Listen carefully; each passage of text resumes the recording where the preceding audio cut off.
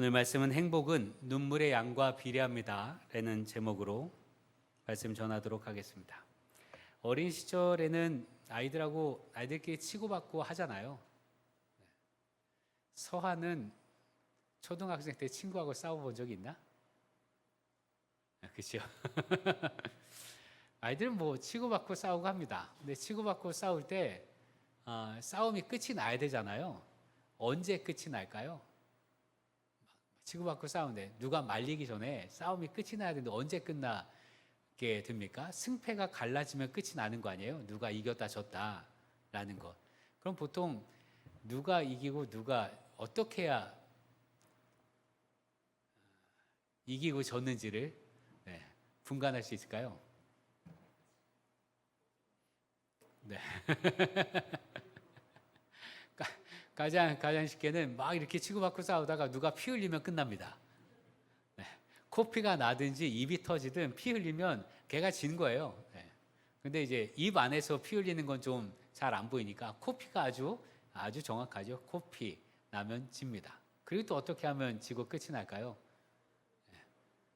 누구 하나 울면 끝납니다. 울면 지는 거예요. 네. 그러니까 안 울려고 아득바득 이를 꽉 앙다무는데 그래도 맞아서 아프니까 울고 우니까 지는 거고 말이죠. 아프다고 울면 집니다. 네. 보통 우리가 눈물을 언제 흘리는가? 보통 아프거나 힘들거나 괴롭거나 슬프거나 억울하거나 속상하거나 이럴 때 눈물 흘리지요. 그런데 그때만 우는 건 아니거든요. 그 반대로 좋아도 울고요. 웃겨도 웁니다. 행복해도 울고 너무 좋아도 눈물이 저절로 나오죠. 나이 50이 넘어가면 그런다고 그러죠. 그냥 너무 예쁜 자연을 보면 그냥 눈물이 난다고. 그게 다 갱년기의 질환이라고 하는데 하여튼 그제서야 비로소 자연이 보이는 거죠. 너무 좋아도 사람은 웁니다. 행복해도 웁니다. 웃겨도 웁니다. 그러니까 눈물은 이런저런 모양이 있습니다만 그럼에도 불구하고 우리는 슬프거나 힘겹고 아프고 속상할 때 눈물 흘린다라는 걸 떠올리는지라 울 일이 많다 하면 불행하다라고 생각을 합니다. 울면 울수록 불행한 인생이다. 많이 울면 슬픔이 많은 거니까 그러니 더 불행하다라고 말하지요.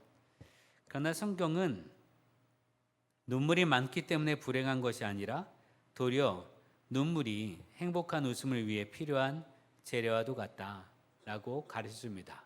왜냐하면 하나님께서 우리 눈물을 기억하시기 때문에 그렇습니다. 지난 금요일에 새벽 말씀처럼 하나님의 손바닥에 얹어놓고 주님의 병에 담아 우리의 눈물을 기억하시는 분이 하나님이십니다.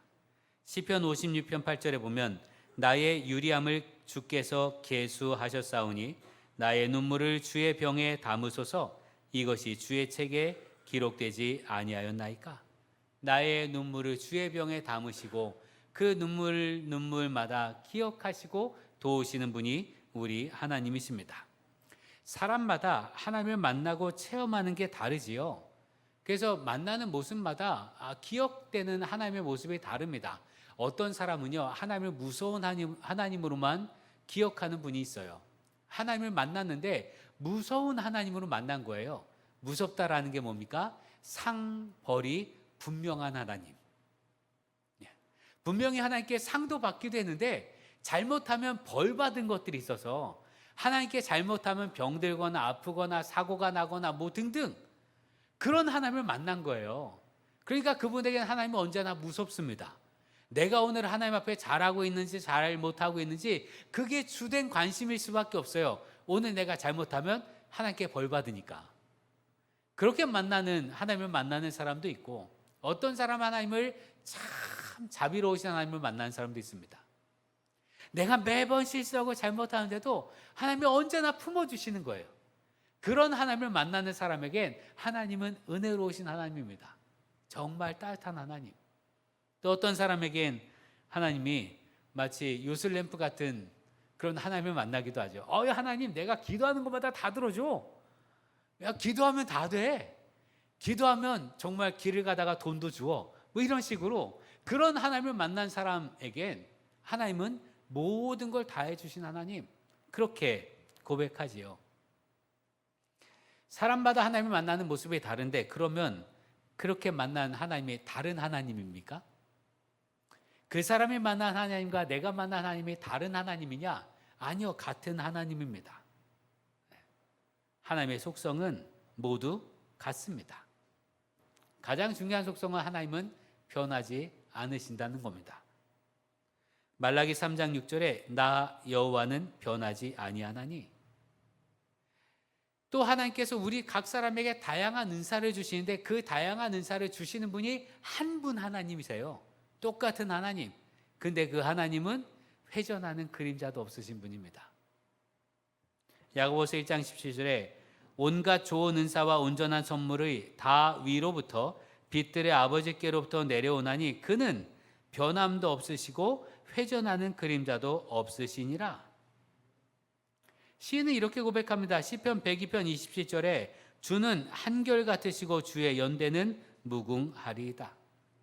성경에 많은 이들이 기도하고 고백하는 하나님의 모습이 한결같다는 건 하나님의 본성이 사랑임을 증명해 주고 있는 바입니다. 하나님이 한결같습니다. 여러분, 무서운 하나님, 상벌이 분명한 하나님, 하나님 왜 상벌이 분명하십니까? 우리가 멸망의 길로 가면 안 되기 때문에 그래요. 내가 멸망의 길로 가면 안 되기 때문에 그 사람은 하나님께서 벌을 주셔야 깨닫고 돌이키는 사람인 거예요.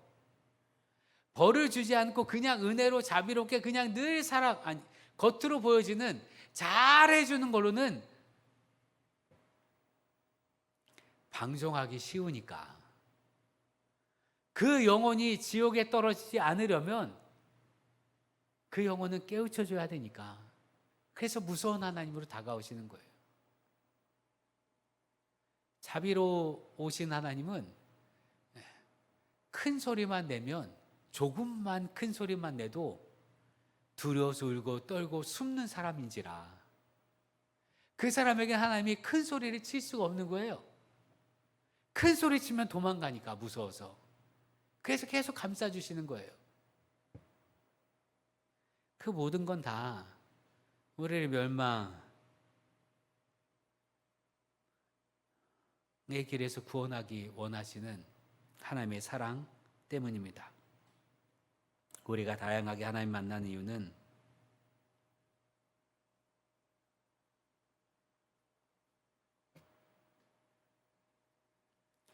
하나님께서 다른 모습을 갖고 있기 때문이 아니라 우리 상황이 제각각이고 우리 각 사람의 모양이 제각각이기 때문에 그렇습니다. 오늘 읽은 시의 주인공, 시를 지은 다윗은요, 하나님을 만나는데 위기 상황에서 하나님을 만났습니다. 3절, 10절에 사망의 줄이 나를 두르고 스올의 고통이 내게 이름으로 내가 환난과 슬픔을 만났을 때 내가 크게 고통을 당하였다고 말할 때에도 문제가 있을 때, 고난을 당했을 때 하나님을 만났습니다.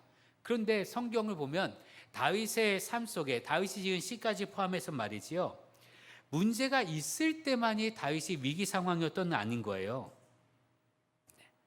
문제가 있을 때만 위기 상황이 아니라 도리어 다윗의 인생에 문제가 잘 풀려서 교만해진 순간이 더 위기였다라고 다윗이 고백합니다. 여러분, 다윗은요, 사울 왕의 손을 피해서 도망 다닐 때 하나님을 전적으로 찾았잖아요. 그때 하나님께서 그를 보호해 주셨습니다. 그런데 다윗이 진짜 위기를 언제 만납니까? 다윗의 멸망의 위기 혹은 심판의 위기, 하나님께 벌받을 위기, 그런 위기를 언제 만나느냐? 다윗이 나라를 통일한 다음에, 나라가 안정된 다음에 왕들이 출정해야 하는 때 다른 나라와 전쟁을 벌이는데 그 나라는 왕이 나왔단 말이죠. 왕들이 힘을 겨뤄서 때로는 누가 우위에 있는지, 누가 조공을 바칠 것인지 그런 것을 다투는 그때에 나라가 너무 안정되고 평안하고 국력이 강하다 보니까 다윗이 왕인데 자기는 안 나가도 되는 거예요. 격이 다른 거예요. 급이 다른 거예요. 체급이 달라져서 다윗이라고 하는 다윗의 나라는 튼튼해졌고 다른 나라는 조금 약해진지라 굳이 다윗이 안 나가도 됐단 말이지요. 그때 다윗이 자신의 병사들과 군사들은 전쟁하러 나갔는데 다윗은 자기 신의 왕궁에서 한가롭게 다닙니다. 그때 밧세바를 보고 범하게 되잖아요. 뿐만 아니라 다윗이요 자신의 인생에 전적으로 하나님을 의지했죠. 골리앗 앞에서도 나는 만군의 주 여호와 이름으로 내 앞에 나간다라고 말할 정도로 오직 하나님을 의지했는데 나라가 좀 튼튼해지다 보니까 내가 나팔을 불어서 소집하면 전쟁하러 얼마나 나올까? 전쟁할 수 있는 사람의 숫자가 얼마나 될까? 하면서 이스라엘 백성의 숫자를 셌습니다. 그것 때문에 하나님께서 벌을 주시는데 다윗의 이 교만 때문에 이스라엘이 벌 받았어요. 그래서 전염병으로 죽잖아요. 다윗이 가장 낮아졌을 때는 하나님의 도우심이 임했고 다윗이 교만했을 때는 하나님의 징벌이 따랐습니다. 이게 다윗의 경험이에요. 그래서 그 경험을 바탕으로 오늘 읽은 시편 1절에 이렇게 고백합니다. 여호와께서 내 음성과 내 간구를 들으심으로 내가 그를 사랑하는도다. 내 음성과 내 간구를 항상 언제나 들으심으로 하나님께서 내가 기도하는 대로 언제나 응답하심으로 내가 주님을 사랑합니다. 이렇게 고백하는 게 아니에요. 다윗의 기도를 잘 살펴야 되는데 다윗의 잘못된 간구에 하나님께서 노하신 것까지 다윗의 인생에 필요했음을 고백하는 겁니다. 2절 말씀에 그의 귀를 내게 기울이셨으므로 내가 평생에 기도하리로다. 하나님께서 다윗에게 좋은 것 주셨는데 이 중에 가장 좋은 게 다윗의 기도에 귀를 기울이셨다는 겁니다. 다윗이 고백하는 하나님은 내가 기도했는데 하나님이 노했단 말이죠. 그게 하나님이 내 기도를 아예 듣지도 않으신 것이 아니라 내 기도를 들으셨는데 귀를 기울이셨는데 그게 나에게 좋은 게 아니니까 노하신 겁니다. 이 고백이 전제되어 있는 거예요. 여러분, 늘상 안 돼라는 말만 듣는 인생이라면 얼마나 가련하겠습니까? 아이를 키울 때 긍정적인 아이로 키우라고 하지요. 부모로부터 반대와 제재를 많이 받는 아이일수록 자존감과 자신감이 낮아진다라는 연구 자료가 얼마나 많습니까? 아이가 자라면서 거부당한 게 많으면 많을수록 자존감이 떨어지는 거예요. 그럼 어떻게 됩니까? 관계를 잘 맺지 못합니다. 사회 생활을 하기가 어려워지지요. 그러나 반면에 무조건 오케이만 듣는 자녀는 아나무인이 되고 떼쟁이가 되기 일쑤입니다. 하나님과 우리 사이의 관계도 그렇습니다. 그래서 하나님은 때로 하나님 마음이 아프지만 우리에게 노하실 때가 있습니다. 그건 안 되겠다 야. 그거 너에게 해주면 네 영혼 무너질 것 같아서 안 되겠다. 그게 하나님의 사랑이란 말이지요. 다윗이 그걸 깨달았어요. 밧세바와 낳은 아들이 병들었습니다. 이름도 알지 못하지요. 성경에 기록되어 있지 않으니까. 그때 다윗이 금식하며 기도합니다. 살려달라고. 그런데 하나님이 들어주지 않으셨어요. 그 모든 걸 경험한 다윗이 하나님은 내 기도에 귀를 기울여 주십니다. 그게 나의 소망이고 나의 힘입니다. 라고 고백하는 겁니다. 아무도 내 말을 들어주지 않을 때가 가장 외롭고 힘든 것 아니겠습니까? 부부간에도 마찬가지입니다. 서로 사랑하는 사이고 서로 이해하는 사이라고 하면서도 하는 말마다 통하지 않거나 혹은 대화 자체가 없으면 외롭고 힘겨운 법이지요. 이혼 전문 변호사의 법정 일기 속에서 보면 수년 동안 쪽지로만 대화했던 부부가 있었다는 거예요. 수년간. 포스트잇에 하고 싶은 말을 적고 그냥 붙여놓는 거예요, 냉장고 앞에. 그럼 그걸 보고 남편이 또 쪽지로 답해서 냉장고에 똑같이 붙여놓고, 그걸 하루 이틀이 아니라, 뭐 부부싸움에서 기분 나빠서 하루 이틀은 말 안 할 수도 있겠습니다만, 하루 이틀이 아니라 수년 동안이에요. 그래서 법원이 당신들 이혼하십시오, 당신들은 부부 아닙니다 라고 판결을 내렸다는 거예요. 한 집에서 사는데 얼굴을 맞이하고 있는데 수년 동안 포스트잇에 적어놓고 메모로만 대화했다고 하니까 어떻게 그렇게 할 수 있나 싶기도 하지만, 지금으로 치자면 말이죠, 서로 입을 열어 혹은 눈을 쳐다보며 한마디 말도 하지 않고 카톡으로만 대화하는 거와 똑같은 거예요. 여러분, 가족은 눈을 보며 이야기해야 가족입니다. 얼굴 보며 이야기할 수 있어야 가족이지. 의사소통이요, 문자로 의사소통이 될 수 있다고 생각하지 마십시오. 문자는 내 감정을 감출 수도 있고 왜곡할 수도 있고 오해할 수도 있고 오히려 내 성질을 돋구는 일도 있다 이거예요. 서로 이해가 다른 거예요. 하나 예를 들면, 제 아내는 간혹 문자를 보낼 때 맨 마지막 마침 부호를 느낌표로 할 때가 있어요. 느낌표 2개. 밥 먹어. 느낌표 2개. 그럼 그걸 보고 제가 받아들이는 저는 화났나 보다. 밥 먹어! 뭐 이러는 것처럼 느끼는 거예요. 근데 제 아내는 그게 아니라는 거예요. 느낌표 2개는 지금 꼭 밥 먹어야 돼, 그래야 돼 라는 그런 표시라는 거죠. 그래서 제가 한 번 얘기했어요. 느낌표 하지 말고 물결을 좀 쳐주라고. 그래야 나는 그걸 좀 받아들이지, 느낌표는 무섭다고. 여러분, 사람마다 받아들이는 게 다르기 때문에 문자로는 안 돼요. 가족이라면 얼굴을 보고 눈을 보고 대화해야 가족입니다. 하나님께서 다윗의 기도에 귀를 기울이셨어요. 근데 그걸 다윗도 알았다는 겁니다. 이게 얼굴과 얼굴로 대면하는 거예요. 여러분의 기도에 하나님이 귀 기울여 주십니다. 그를 여러분이 알기를 기도합니다. 하나님은 늘 귀를 열어주시는데 내가 모르면, 하나님이 여기 계신 내가 하나님께 등 돌리고 있는 거잖아요. 그러면 어떻게 알 수 있겠어요? 그러니 하나님께 기도하고 우리 기도에 귀를 열으시는 하나님을 볼 수 있는 우리 되기를 기도합니다. 다윗은 여러 어려움을 지나게 되는데, 다윗의 경험을 바탕으로 하나님께서 어떤 분이신지 우리에게 알려주십니다. 5절에 여호와는 은혜로우시며 의로우시며 우리 하나님은 긍휼이 많으시도다.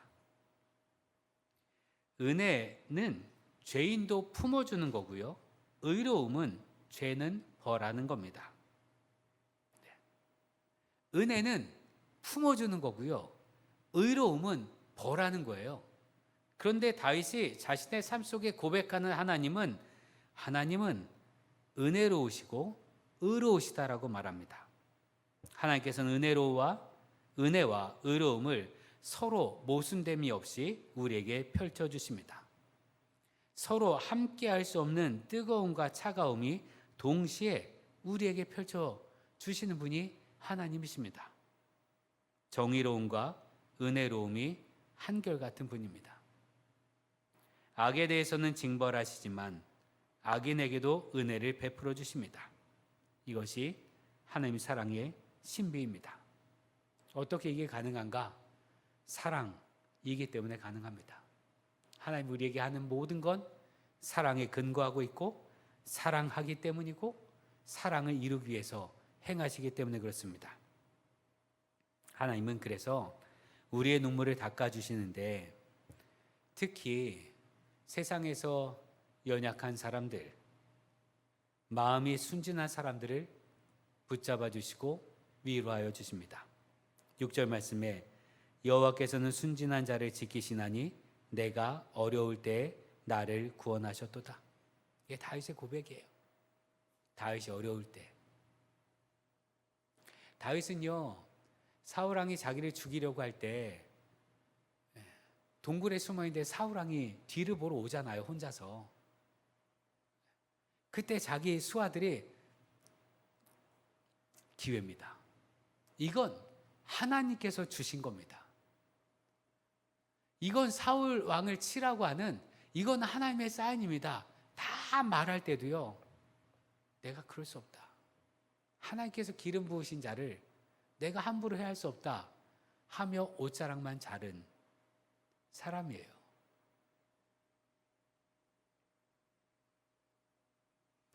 그래서 다윗이 고백합니다. 순진한 자를 지키시나니. 말씀을 그냥 말씀 그대로 들으려고 하는 사람을 지키시나니. 지금을 이야기한다면 다윗은 자신을 착한 아이로 여긴 것 같아요. 착한 아이 컴플렉스도 있긴 합니다만 그렇게 주의 말씀을 하나도 어기지 않으려고 하는 나. 그래서 어려움을 겪었을 때 그때 지켜주셨다라는 게 6절의 고백입니다. 마음이 순진한 사람이 누구입니까? 우리 시대의 말이죠. 누가 마음이 순진합니까? 매번 손해보는 사람이 마음 순진한 사람입니다. 계산을 못해서가 아니라 힘든 일이라면 차라리 내가 하는 게 속 편하지 라고 생각하고 하는 사람이 마음이 순진한 사람입니다. 다른 사람들은 약삭빠르게 이리저리 빠져나가지만 정작 자신은 빠져나갈 기회가 있음에도 그 기회를 저버리는 사람입니다. 마치 누군가에게 떠밀려 앞서 나선 것처럼 그렇게 힘겨운 일을 늘상 도맡아 하는 사람이 마음 순진한 사람입니다. 누구에게 쉽게 야 이거 좀 도와줘 라고 말도 못해요. 그리고 싫은 소리 한마디 못합니다. 계산하는 것과 담 쌓은 사람, 다른 사람을 쉽게 시키지도 못하는 사람, 그거 내가 하지 뭐. 그런 사람이 마음 순진한 사람입니다. 그런데 돌아보면 말이죠. 여러분 예수님을 떠올려 보십시오. 예수님은 능력이 있었습니다. 힘도 있었습니다.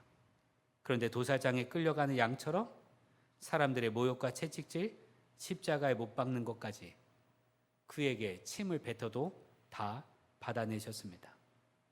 여러분 심지어 예수께서 제자들에게 내가 하늘에 명령하여 천군 천사를 불러서 이 모두를 휘어잡을 능력이 없는 줄 아느냐 하시며 순순히 끌려가셨어요. 한마디 말씀에 큰 바람도 잠재우시는 분이 예수님이십니다.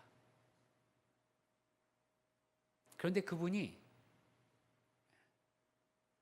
이사야 53장 6절 7절을 보면 우리는 다 양 같아서 그릇 행하여 각기 제 갈 길로 갔거늘 여호와께서는 우리 모두의 죄악을 그에게 담당시키셨도다. 그가 곤욕을 당하여 괴로울 때에도 그의 입을 열지 아니하였으며 마치 도수장으로 끌려가는 어린 양과 털 깎는 자 앞에서 잠잠한 양같이 그의 입을 열지 아니하였도다. 순진하게 그 길을 다 받아내셨습니다. 십자가의 고난과 모욕을 다 받으셨습니다. 왜요? 우리 사랑하시기 때문입니다. 하나님께서 우리에게 행하시는 모든 건 다 사랑이 근간이 되어 있어요. 사랑하시니까. 그렇게 순진히 모든 것을 받아내신 예수님을 하나님께서 높여주셨고 모든 무릎을 그의 이름 아래 꿇게 하셨습니다. 여러분 순진하면 눈물도 많고요. 가련하게 될 상황도 많습니다. 순진하면 억울한 일도 당하고요. 참으면 흘릴 눈물도 많고 당하면 속상하고 아프죠. 그런데 하나님께서는 그런 억울함을 위로하시고 도와주십니다. 오늘 말씀 8절과 9절에 주께서 내 영혼을 사망에서 내 눈을 눈물에서 내 발을 넘어짐에서 건지셨나이다. 내가 생명이 있는 땅에서 여호와 앞에 행하리로다. 내 영혼을 사망에서 내 눈을 눈물에서 내 발을 넘어짐에서 건져 주셨습니다. 이것이 시작입니다. 우리가 하나님 앞에서 흘리는 눈물은 하나님의 손길이 임하는 기초가 됩니다. 지금 수해로 인해서 눈물 흘리는 사람들이 얼마나 많습니까? 아직도 집에 들어가지 못한 사람도 있고, 바로 그때 주님의 따뜻한 위로와 회복의 은총 내려 주실 줄로 믿습니다. 그런데 그런 어려움을 겪고 있다고 무조건적으로 조건 반사적으로 하나님께서 도와주시는 건 아닙니다. 내가 슬퍼할 때, 내가 괴로울 때, 내가 억울할 때, 내가 눈물 흘릴 때, 내가 고난당할 때, 내가 당하는 고난을 보고 하나님께서 무조건적으로 도와주시는 게 아니다 이거예요. 하나님 언제 도우시는가? 하나님을 찾고 하나님을 믿는 자를 도와주십니다. 그냥 우는 자가 아니라 그 슬픈 상황에서 하나님을 믿고 도와주실 하나님을 믿고 의지하고 주님을 찾는 자에게 하나님은 도움의 손길을 펼쳐주십니다. 오늘 10절에 내가 크게 고통을 당하였다고 말할 때에도 나는 믿었도다. 이게 다윗이 경험한 바예요. 여러분, 가장 깊은 고통 중에도 믿음이 흔들려서는 안 됩니다. 믿음이 흔들리지 않아야 하나님의 도우심이 더 크게 임합니다. 믿음이 흔들리지 않아야 그래야 주님을 찾을 수가 있습니다. 우리를 도우신 하나님의 손길은 다윗에게 임하셨던 하나님과 같습니다. 그러니 오늘 삶의 기운을 내십시오. 눈물이 나면 날수록 믿음을 잃지 마십시오. 다윗은요, 도망 다니는 중에 자기의 부대들과 블레셋의 용병 생활을 할 때가 있었어요. 그때 블레셋을 위해서 전쟁을 나가거든요. 근데 그 사이에 다른 이방 민족들이 다윗의 진영에 와서 가족들과 모든 것을 다 끌고 갔습니다. 전쟁을 마치고 돌아왔는데 아무것도 없는 거예요. 그때 다윗과 함께 전쟁에 나갔던 그의 병사들이 다윗을 돌로 쳐 죽이려고 합니다. 다윗 때문이라고. 그때 다윗이 얼마나 마음이 무너졌겠습니까? 그때 다윗이 울었고 하나님께 기도하였고 하나님께서 응답하셨습니다. 다윗이 우는 가운데 하나님의 도우심 받고 힘을 얻었고 하나님께 기도합니다. 사무엘상 30장 8절에 다윗이 여호와께 묻자와 이르되 내가 이 군대를 추격하면 따라잡겠나이까? 여호와께서 그에게 대답하시되 그를 쫓아가라. 내가 반드시 따라잡고 도로 찾으리라. 그렇게 다윗에게 오신 하나님은 우리에게도 오십니다. 하나님은 한결같기 때문에 그렇습니다. 변하지 않습니다. 그러니 여러분, 믿음을 잃지 말고 슬프고 눈물 나고 힘겨울 때일수록 주님을 찾는 우리 되기를 기도합니다.